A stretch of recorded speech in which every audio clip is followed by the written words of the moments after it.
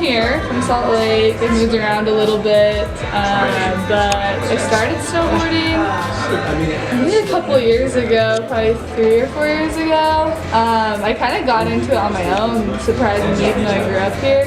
So I tried snowboarding once when I was in high school, and then once I went to college, I got into it, went to Brighton, and then started working here last year, and just yeah, I just got hooked from the beginning. But I started snowboarding because I liked longboarding and wakeboarding. I just never really did ski sports, so yeah, I've always loved it, and now I'm addicted.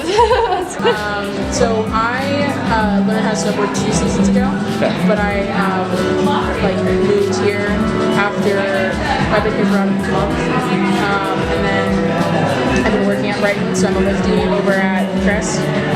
And I've just been practicing, literally go every single day, even on my off days. So, but he's sending more park. I'm trying to send park, but I just go really fast. I just like bombing hills. Yeah. She's the speed demon. I love that. I'm the airman. He's just the freaking speed bird on the speed Gonzalez. You're just catching air every 2 seconds. So yeah, I think that I've just been doing it this season mostly, but I used to ski when I was little as well.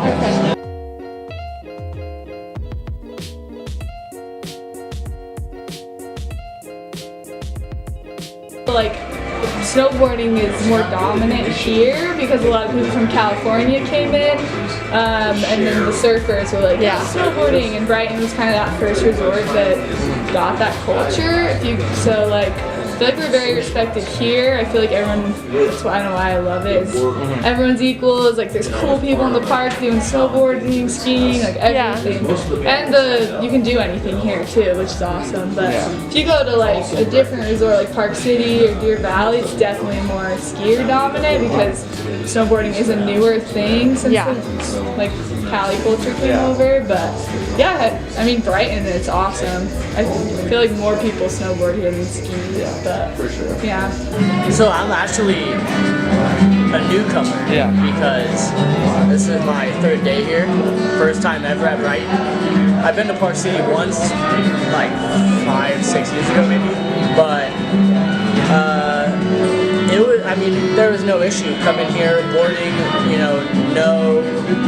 no issues, no one being mean, no one, making you feel you're in the wrong spot, or oh, you belong over there, or get out of our park, or that.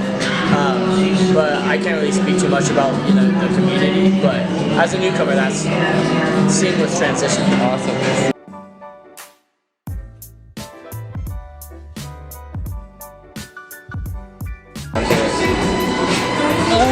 There's that whole stigma with snowboarders and they're faster on the mountain and kind of reckless. But I think you get that with both skiers and snowboarders. With the whole skiers only at Alpha and everything. I think that kind of emphasizes it a little bit more. If people feel snowboarders are just kind of rowdy folks. But there is a large majority of snowboarders aside from kids that are up here just to go to the park and hang out with their friends. People to get better at snowboarding and ride the mountain and enjoy the mountain and get along with everyone else on the mountain and share the mountain.